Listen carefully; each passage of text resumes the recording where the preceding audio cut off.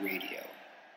So to both of our listeners, I say welcome, and to introduce the premise of this show, in search for a more meaningful life beyond my role as head of school at ISB, and having had a couple of conversations with new colleagues about music, and then having a first bash at a podcast with Jake and Breen, I decided to host, in a rather amateur way, a radio show in which the guest chooses 4 songs that are dear to them, one piece of literature, one book, and a luxury item, the premise being that they're about to be cast away on a desert island, and these are the songs and book, and the luxury item that will sustain them for the foreseeable future, because I would imagine that rescue is impossible and a lonely death on the desert island is inevitable. And this premise is stolen unashamedly from a long-standing UK radio show called Desert Island Discs, in which the guest is asked to choose 8 songs. We're going to bring it down to 4 for the sake of time and for trying to ensure that not everyone falls asleep during the podcast, and to sustain interest. And the first guest, and thank you for being the canary in the coal mine. Well, there's not much at risk, really, is there? There's not much at risk. My first guest is the inestimable Breen O'Reilly, film teacher extraordinaire, Renaissance man, I would say. And so, Breen, welcome. Yeah, nice to be here. Nice to do this.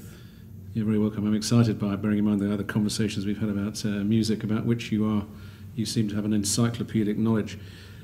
So, Breen, tell us all a little bit about where you're from, please.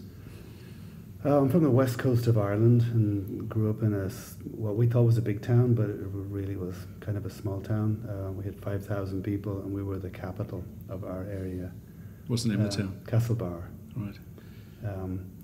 So it was a place where soccer and football were the 2 most important things. Soccer and for football? Me. Oh, soccer and music. Right. Yeah, soccer. Well, the old thing about, do you call it soccer or football? Americans call it soccer, and then some British people say, well, you shouldn't call it soccer, but we called it soccer because football meant Gaelic football. Gaelic football, indeed, yeah. Which was by far more popular. And remains so in many parts of Ireland. Oh, yeah, definitely. And so to the uneducated, and by that I mean me, many people's impressions of an upbringing in Ireland, in the Republic of Ireland, is influenced by Angela's Ashes. Yeah. And the sense that it was great community but great poverty. And to what extent, if at all, has that any resonance, not necessarily to your own upbringing, but to what you grew up in and around at that time? We never thought of it as a place that was poor, because there was nobody rich, but there was nobody either at the other end of the scale where we lived. And when I saw Angela's Ashes, it's not a world that I ever experienced. It's not a book I liked. Thank God for that. He's not a writer that I like either. I think he. Well, you can say that now because he's dead, right? Well, yeah. I think he exploited a stereotype and just ran with it and got very rich. For which people like me fell, obviously. Yeah. The stereotype. Yeah, good. Imagine that he died a rich teacher. Right? I bet he did. Yeah. Good. And so, actually, if you want a funny story, my brother-in-law was at a launch at some kind of an Irish community fundraising thing in New York, and ended up sitting beside Frank McCourt's brother, who had written Angela's Ashes. And Frank McCourt was speaking to the guests at that night, and during the speech, Frank McCourt's brother said to my brother-in-law, said, I think I should have a go at this thing too, there's a lot of money to be made. And he did. He both had a go, and he made a lot of money. Yeah. Well, it's not too late, right? No. Being a teacher from Ireland, there's a rich vein of prior experience for you to follow.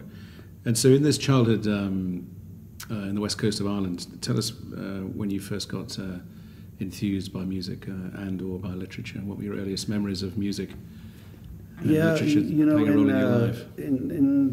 In terms of music in Ireland, we didn't get BBC. It was hard to get British radio stations. We could get Radio 2, I think, which introduced us to things like The Laughing Policeman and English Country Garden, which seemed to be played all the time, at the same time, every Saturday morning. And Irish radio at that stage was very nationalistic, and it promoted Irish traditional music and Irish country and western, which I abhorred. And although it was a favourite music in our town, of course, and so it was hard to contact music that was, like, for example, jazz was happening around the world, but not in our town, not in our country, really.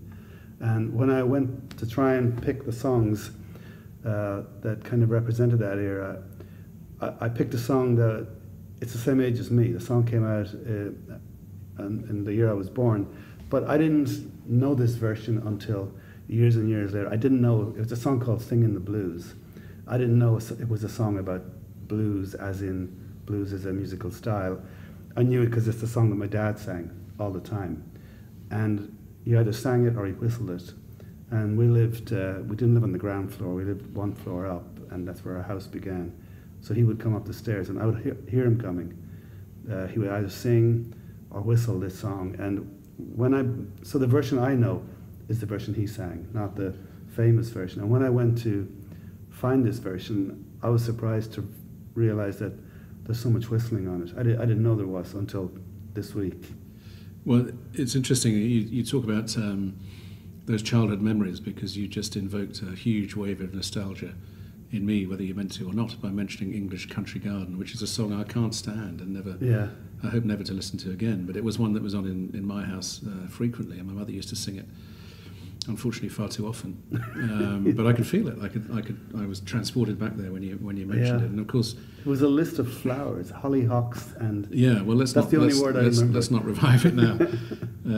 You sing it now, and I'll walk out.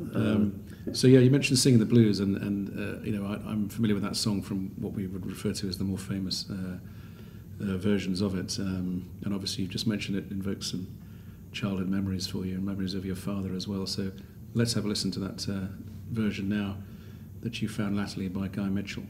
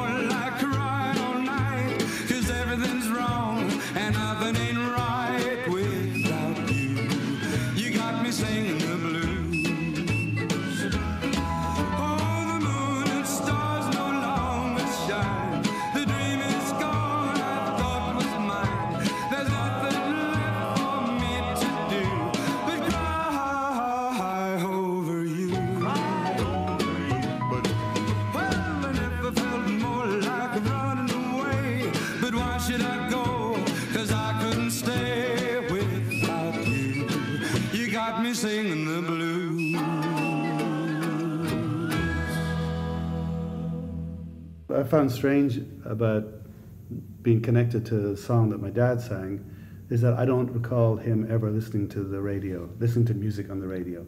He listened to the news and he listened to sports. And it was my mother that was interested in music. Yet he's the one that has this song that connects me. So when did your interest in music become more noticeable in your life, rather than just as a response to the immediate surroundings, your mum, your dad, your friends, for example? Yeah, when I've listened to other versions of Desert Island Discs, there's often a pattern where somebody talks about how they discovered music first through their parents' record collection, or and we didn't have a record collection, we didn't have a record player, and Desert Island Discs often asked you, so what's the first record you ever bought? But the first record I got, I didn't buy it, I won it in a drawing competition to draw a scene from the Jungle Book, Walt Disney's Jungle Book. So, and the prize was... This has already been worth it. The prize was a gatefold vinyl with a book that flipped over with all the pictures and the lyrics. And so we owned our first record, but we didn't have a record player. So in celebration, we bought the record player. So that was my introduction to music. I mean, I have to ask, what was the scene from the Jungle Book? Do you remember? You probably I don't remember what it was. Really? No. Well, at least make one up. No, I'm just And what about any involvement with playing music? Obviously, you play music now to, yeah. what I heard, to a pretty good level. So when did that first come? Not really. I just assumed that I couldn't play. I assumed it was just too difficult, and I bought a guitar after I finished, well, what you'd call high school. I went to London for the summer and got a job working in a hotel, and the first pay packet I got, I went down and I bought an acoustic guitar, which I still have, the same one. So far that's a story right out of the back pages of a true rock star, right? The first pay packet, you went out and bought a guitar. So and that's where the rock star life ended. Well, I'm not sure. On page one. I'm not sure. Do you remember what type of guitar it was? Yeah, it was a Saxon guitar. And I only know that because I have a song where I include the line about my first pay packet on a Saxon guitar. That's great. Yeah. Excellent. So that stint in the hotel was after high school? Yeah. Right? Yeah. And what did you do next with your life after working in a hotel and buying a guitar? I went to teachers college, where myself and my friend had this brief idea that we might become rock stars, but we had no talent really. We just had. It hasn't stopped many. I know, but we needed more than that. We also teamed up with two guys who had huge confidence and even less talent, and we just did a couple of cover versions at one or two shows. It never went anywhere. Where was this now? Is this back in Ireland? This is in Dublin. Yeah. In Dublin, yeah. right? Okay. Yeah. So you'd moved to the city. Yeah. Yeah. Right. And for me, the move to the city was it was the bright lights from. It was suddenly you had access to all this music. Yeah. You got radio stations that were easy to pick up. You could go to shows, like real shows. I went to see bands that really I loved, like Dr. Feelgood. I was going to ask you who your first concert was. Do you remember who your first concert was? The first concert that I actually, I think it was Dr. Feelgood. I'd seen a couple of kind of minor bands play in my own local hometown, but that wasn't. This was. So what year was this? A real band. This was like 76, right. 75, 76. It's an exciting time to be. Oh, discovering the music scene in Ireland or the UK. That's for sure. Yeah, that was. I remember a friend of mine owned a record shop in Dublin, and he had this Polish guy used to come in every Saturday to buy records, and this guy was obsessed with one question. He would always ask people. He said, "What's the greatest, most creative decade for music ever?" And so he would always start this conversation in the shop. And so it depends. If you take that a decade always starts like the 70s, well, but also you could say a decade is a selection of 10 years. Yeah. But his claim was that it was the 70s. He said that was the place where music began to get more creative. It just took off. But you still had the tail end of the Beatles, and which is a nice way to sort of begin the 70s with the end of something as huge as that. Yeah, I think more. It's hard to say, but so much originality came in the 70s that we never had before. Was it you I was talking to recently who said you weren't a fan of the Beatles? Was that? No. Or was that another member of... there was another colleague, I think. Yeah. I don't know how you could not I think be. he or she's been dismissed, so it's okay. We can move on from that conversation, yeah. What a terrible thought. So the time period really which gave birth to David Bowie as well, because it was 60s, when he first started dipping his toes in, I think. But the 70s is when he really made a name for himself, I think it's fair to say. Yeah. And as you were exploring that part of the music scene over in Dublin, I was born in 68, and I was born in a town called Sidcup, which is about 3 miles away from where David Bowie lived. Yeah. And that was a small part of the world that gave a lot of influence on the music scene over the years. David Bowie was there, John Paul Jones was born in that part of the world, Mick and Keith were born in Dartford. Right. Raised in Dartford, just down the road, and then Susie and the Banshees from that part of the world. So then, of course, that leads us on to your next song. And when you sent this list to me the other day in preparation for this evening, it sparked another wave of nostalgia, because David Bowie is my brother's favourite artist. Right. And I would say that if my brother had been given this task, he would have chosen the same song as you. Really? Which spoke to me quite profoundly to see that on your list. Because I remember him still like it was yesterday, singing along to David Bowie songs and trying to persuade me that that's where it's at. And of course, I didn't think it was, because I didn't want to agree with my brother, because he was older than me. But latterly, of course, like millions, I turned towards Bowie rather than against him. So tell us about this song, and tell us about how you first got exposed, as it were, to the work of someone who was born across the sea from you. Yeah, so I think Bowie is a huge influence on who I am, because of he was so different. He came along, he did something that was completely different. He followed his own drum. He broke every kind of expectation, and but I still loved him number one for the music.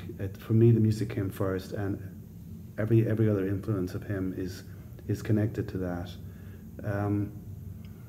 There were maybe 2 or 3 Bowie fans in my town, and then we gradually grew to a few more. It was not the kind of safety music. in numbers, right? Yeah, so it wasn't only 2 or 3 that we run out. Listened to, and like you said with your brother, you didn't want to admit liking Bowie. Myself and my brother, we had the wall in our bedroom we had a line, and on one side it was only Bowie posters and Everton posters for me, and the other side was only Man United and T-Rex. Oh, well. And even though I liked a lot of T-Rex songs, I couldn't admit to liking them until years later. Yeah, well, Manchester United anything, anywhere is abhorrent to me. My son's a Manchester United supporter. I've never forgiven him. But, I mean, T-Rex and Bowie, there was a significant amount in common there. Yeah, they recorded together at least. They did, yeah, 1 or 2 things. Yeah, good. So tell us about the song in particular that you've chosen. Yeah, so when I tried to pick the songs, well, first of all, I had to eliminate a whole bunch of artists that were just like Elvis Costello and Springsteen and R.E.M. and Tom Waits and David Sylvian and so many people that I love that... David Sylvian, goodness me. Yeah, and that's a name from the past. I couldn't. I said, okay, I just have to deal with those and pick these songs. And for Bowie, I thought it's probably not my favorite Bowie song, but I remember when this album came out, this album Low.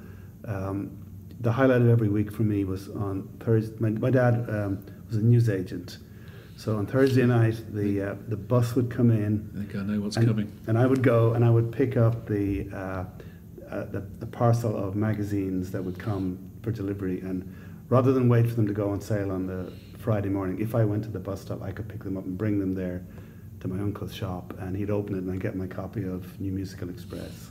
And I remember when Low came out, and where I lived, you'd read about the album before you'd get a copy of it, because you'd have to wait a few weeks. It's not like there's no instant downloads. Things took a while to get to the west of Ireland. So I read the review of Low. What I remember is that Charles Shaar Murray did a review, and Julie Burchill also did a review. So they gave 2 reviews of the same album, because she said it was complete junk, and he said work of genius. And I don't remember the magazine ever doing that before. And then I thought that this song, it's so audacious to think of making a song that's like 180 seconds long, but half of it is instrumental. You assume it's an instrumental, and suddenly it comes in, and it breaks every rule of how to construct a song, but it also says something about him, the 2 things that he was so innovative in sound and in vision. Okay, let's have a listen to that.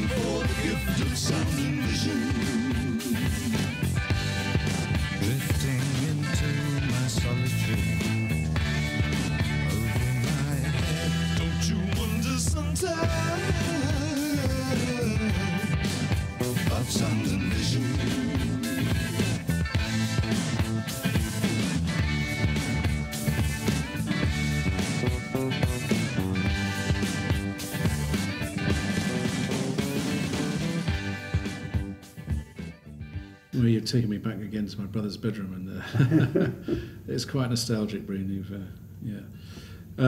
So what I noticed, though, at that time, bearing in mind your where you grew up, and the first two songs, at least, and one influenced by your father, and the second one influenced just by some of your presence in Dublin and being exposed to the new music scene, is that you grew up at a time of great political upheaval, social upheaval, and so far nothing's, in terms of your choices, been influenced by that. But what were some of your memories and most first-hand experiences of that, and sentiments, I suppose, as a young man at a time being challenged by everything that you sort of felt and saw around you? Yeah, well, in terms of music, the what we call the Troubles in Northern Ireland, the biggest effect it had on us is that most bands wouldn't come to Ireland. They felt that it was not a safe place to be. But we experienced like nothing. If you look on the map, Ireland seems like a really small place, and Belfast and Dublin are 2 hours apart. But in Ireland, 2 hours is half a country almost. So we were not really touched by what happened in Northern Ireland, except when there was a bombing in Dublin.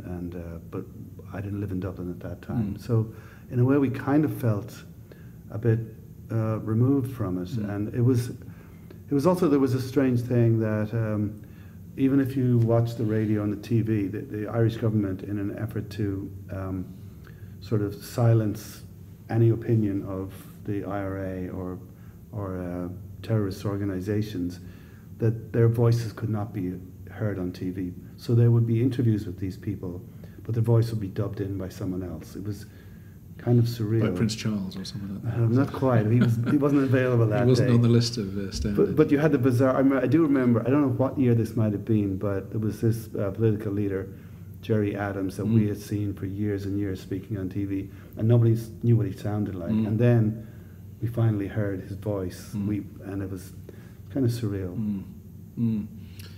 But I mean, in Dublin, I imagine you came into in pubs and clubs, etc. Some of these music venues. Did you come across any of the fundraising or the rhetoric or the campaigning? And no, the strange thing is that the only time I came across that was in New York. Yeah. Years later, we went to an Irish bar that had a band playing called Black 47.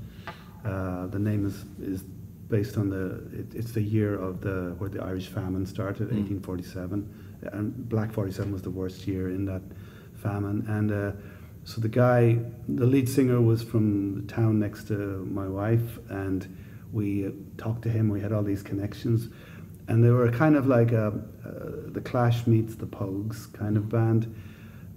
But then they sang one song where the lyrics were in Irish and in Irish language, and it was Chucky Our Law, which translates as Our Day Will Come, which was the motto of the IRA. And then this box was handed around for donations, and I'd heard about this happening, and I'd never experienced it. It was quite a strange place to be at that time. I think it's probably likely that living and growing up in southeast London, as I referenced before, I was hearing more about the Troubles than maybe you were. I think so. And going into London, seeing more manifestations of the problems themselves. You know, the bombing. At least 2 bombings I remember influencing people with whom I went to school. So there's a good chance, even I'm just a little bit younger than you, maybe, that this was happening more with me than it was for you. Let's move on. And your next song, there's a line, isn't there? There's at least one I can see. I've never heard of this song, but obviously the artists David Byrne and Brian Eno. There's a connection with Brian Eno to David Bowie, and then latterly, of course, back to Irish culture. As we'll maybe talk about later on. But David Byrne of the Talking Heads, tell us about your finding this song or these. Well, I picked David Byrne because I think he is like, I know David Bowie is revered, but I think David Byrne is the Renaissance man. Really, he's a writer. He introduces world music. He's an artist. He creates some really interesting work. He mixes dance with his music. He switches genres all the time. And I think this album, I absolutely love what they did in this album. This is, I think, one of the most important albums ever made. Although, to discover it now, you may not think that. But these were 2 guys who decided that they would combine all sort of things that were never combined before.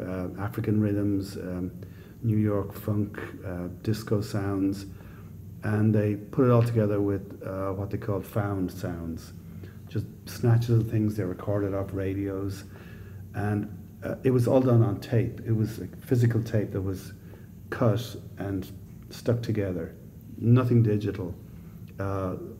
This kind of album is easy to make today, but these guys did it with glue and scissors, basically. And for this song, what they found a recording of an actual exorcism, where this guy is calling out the Jezebel spirit out of somebody, and the Jezebel spirit is supposed to be this spirit that enters females and makes them do things that are not acceptable to the society they live in. And I thought, just what a great mix. I know it's been copied so much now. It's like, if you want something weird, let's put an exorcism in there. But these guys did it first. Yeah, where'd you go looking for a recording of an exorcism? I don't know. Download the iTunes, maybe. I don't know. Yeah. Okay, so let's listen to the Jezebel Spirit, David Byrne and Brian Eno.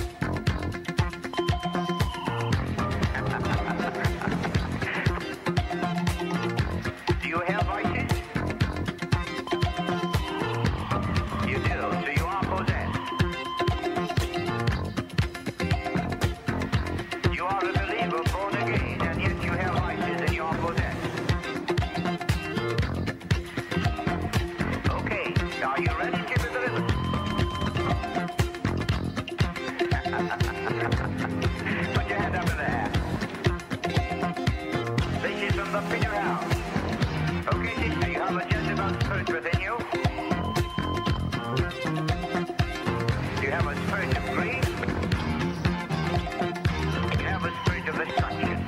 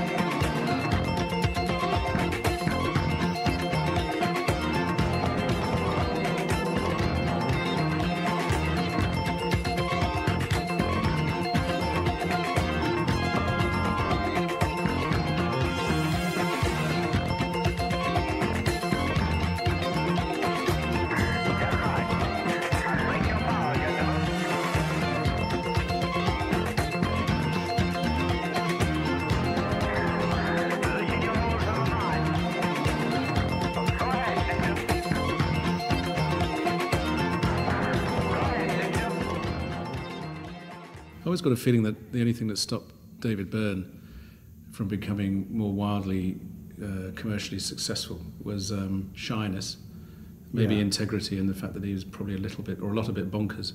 Yeah. I don't know if that's fair. No, I think it is. Yeah. I mean, the fact that you sort of mentioned him in the same vein as a David Bowie, I could definitely see. Yeah. But there was something. I always felt the lift didn't go all the way up to the top. You know what I mean? Yeah. Which is not a criticism. It's true of many of us. So where were you geographically and in terms of your life at that stage now? Because we jumped from Dublin and Teachers College to Jezebel. I was teaching in Ireland. I was teaching elementary school there. Right.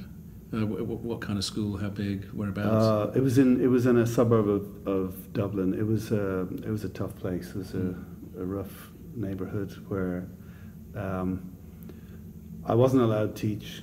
They didn't want me to teach grade 5 or 6 because that was too tough. I could teach grades 2, 3, 4. That was kind of manageable, but there was only a couple of teachers that were tough enough to teach that. Right, because that's because you're a rookie. No, not even as even after 10 years. So what sorts of things were you seeing in the school? Well, it was. The government had decided that they were going to try and rehouse people from the kind of ghetto areas, and what they did was they moved them to this new area, but they put all the same people together, so the problem was just in a new location. Yeah. So most of the kids that I taught had older brothers in prison or involved in drugs. Yeah. One of my past pupils appeared on the rooftop of a prison in Dublin leading the riot. Really? Yeah. That must have been a great lesson. Was he absent for a couple of days and missed some of your The funny thing about some of your him, genius? Or his claim to fame, he would come into class in, I think this was 3rd grade, and he would come in and he'd tell me, I've learnt a new Elvis song. So his family were Elvis Presley fans, and Elvis Presley was not part of their lives, but it was all over by then. But he would come in and he'd offer to sing it, and I'd say, okay. So he'd get up on the table, and he'd get into his Elvis Presley mode, and which is getting on the table is good practice for being on the roof of the It prison, is, right? yeah, I can see the Balance and transition. stability. Yeah. And he'd curl his lip like Elvis, and he'd sing. He came in one day, he was going to do Mystery Train, and so he moved on from there. Excellent. He could have been a singer. I don't know what went wrong. Which year was this? What period? This was mid-80s. Right. Yeah. And so when did you start your journey overseas and teaching internationally? 1990. Right. We spent a long weekend in my hometown where it rained non-stop all the time, and we thought, we need to go somewhere. Mm-hmm. So we looked for a job, and we found a job in Bahrain. And Right. we didn't quite know where that place was. Yeah. We found an atlas and looked at it, and we said, well, let's go for a year, let's see what it's like. You looked at the rainfall readings and saw it was slightly different from Ireland. Yeah, so we packed up. We were allowed, at that time in Ireland, you could take 1 year leave of absence and come back and have your guaranteed job. So we thought, this is great. If we don't like it, we'll come home. Don't go getting any ideas, by the way. Yeah. So it didn't quite go to plan, because just as we were about to leave, Saddam Hussein invaded Kuwait, and people started leaving that region, and we were going in.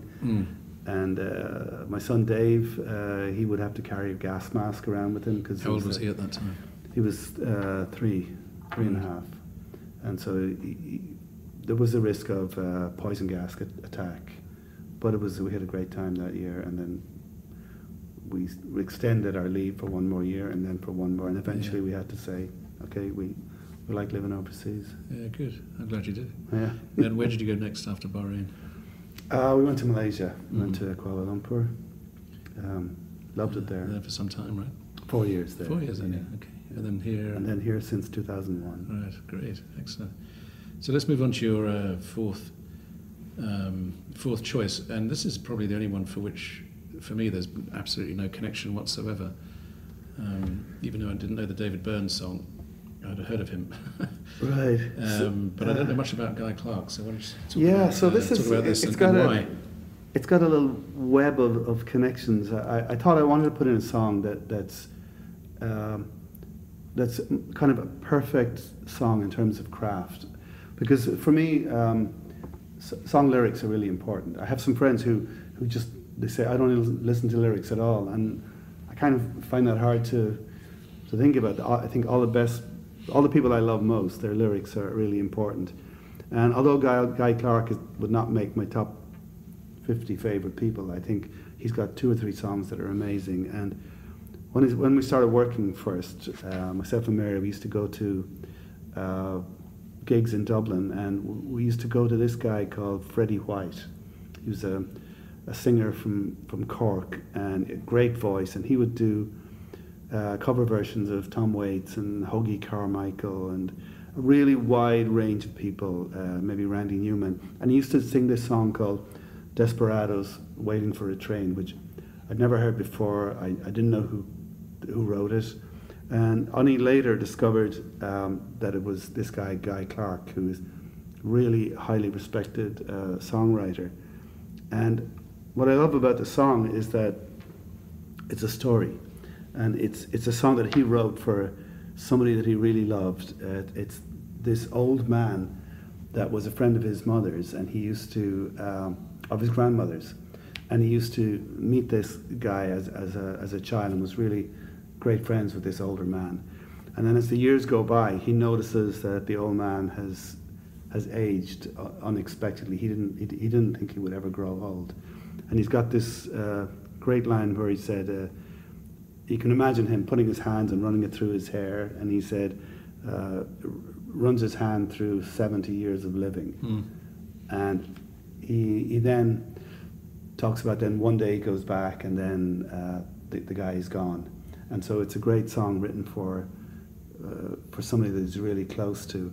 And it was only years later that he found out that this man was actually his grandmother's secret lover. Wow. But he didn't know that when he wrote the song. And Wow.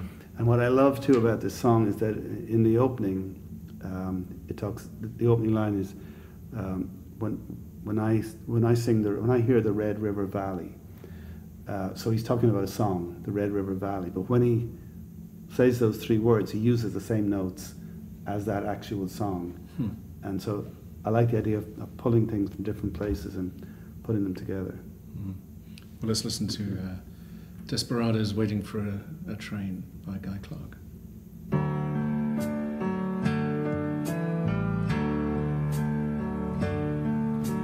And I'd play the Red River Valley,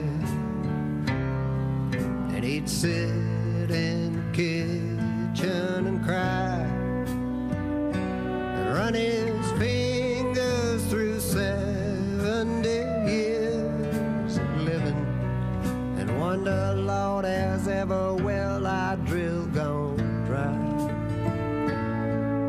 His friends, me and this old man, was like desperados waiting for a train, like desperados waiting for a train.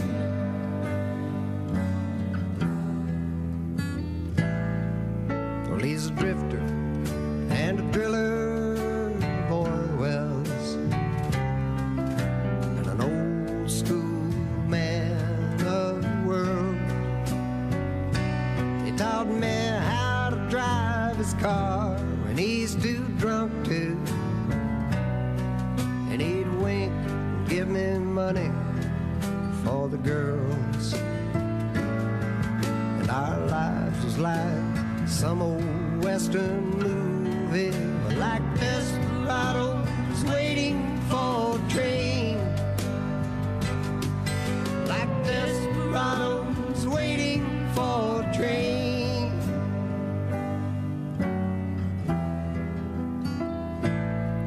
And from the time that I could walk, he'd take me with him to a bar called the Green Frog Cafe.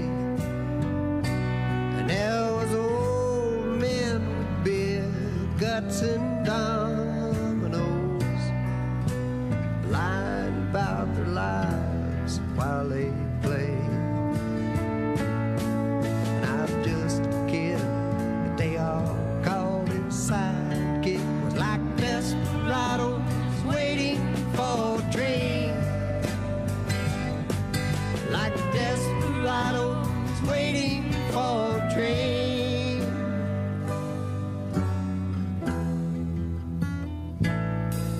And one day I looked up and he's pushing 80,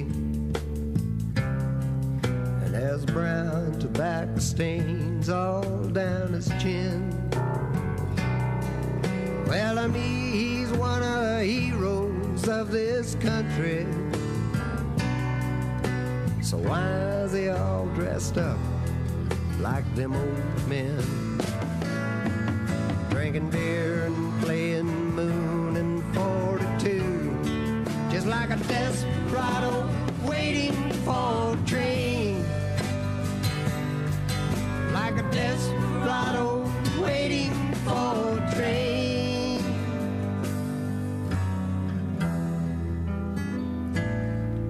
And in the day before he died, I went to see him, and I was grown and he was almost gone. So we just closed our eyes and dreamed us up a kitchen and sang another verse to that old song. Come on, Jack, that son of a bitch is coming. And we're desperados waiting for a train, like desperados waiting for a train, like desperados waiting for a train.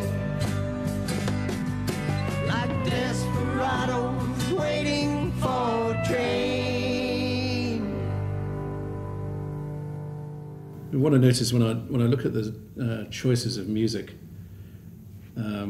what surprised me most, Breen, was that there's ostensibly nothing by anyone who's overtly Irish, either who migrated into that culture or who were born and raised there. So is there any significance in that?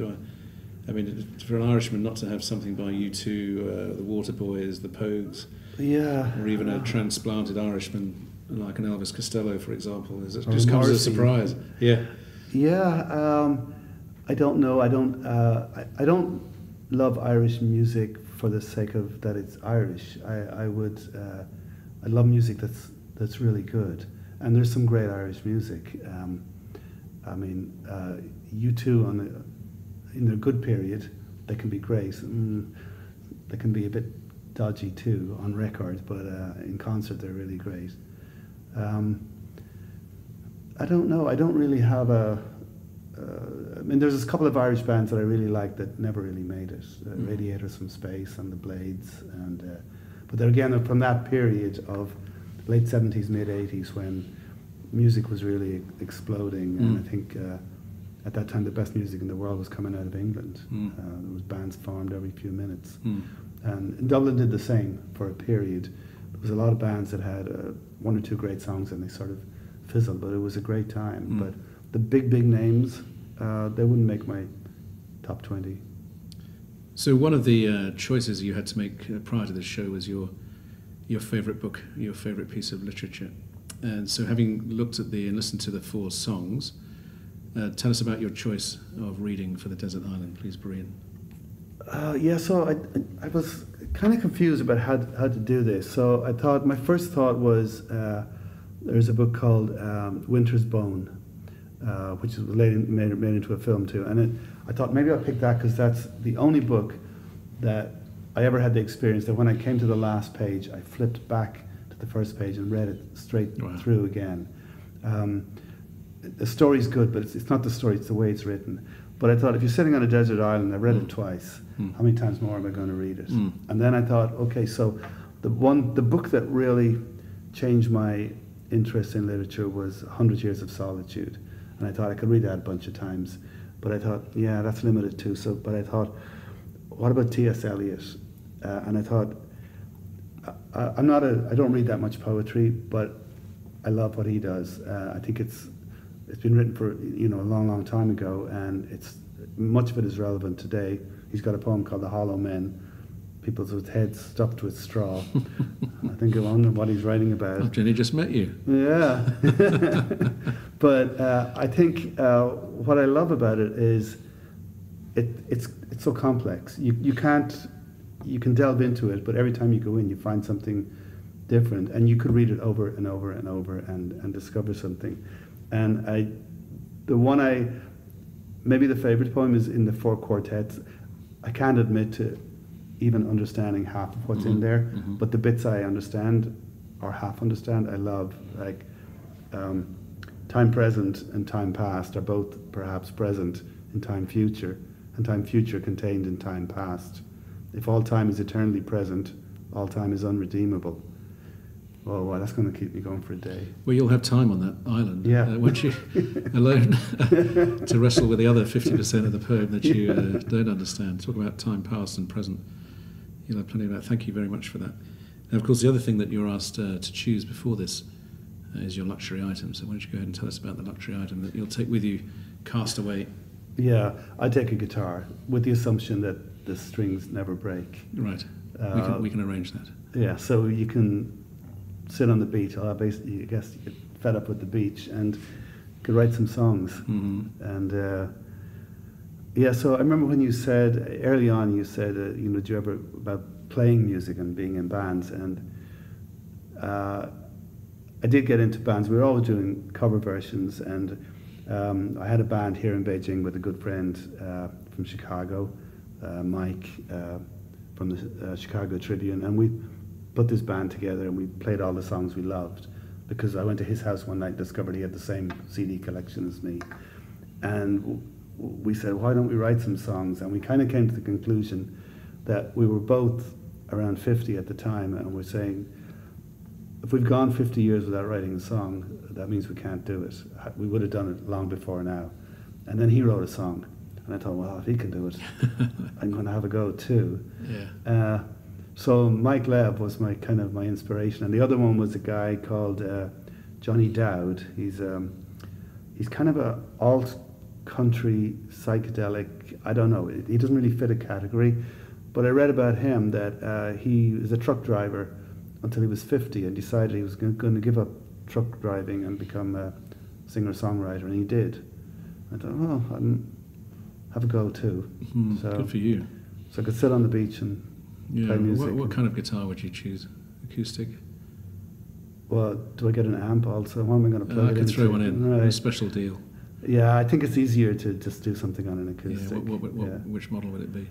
I don't know. I don't really. You don't worry about that. I don't worry. Okay. I don't know much about guitars except just play them. Well, it's been a pleasure. So we're going to right towards the end of our conversations about Breen and his music and his literature and his luxury item, heading off to the desert island. But one of the twists, of course, which I forgot to introduce at the premise, at the beginning of the show, talking about the premise, is that you are only allowed, in fact, to choose one song to take with you. So you have to choose from those four.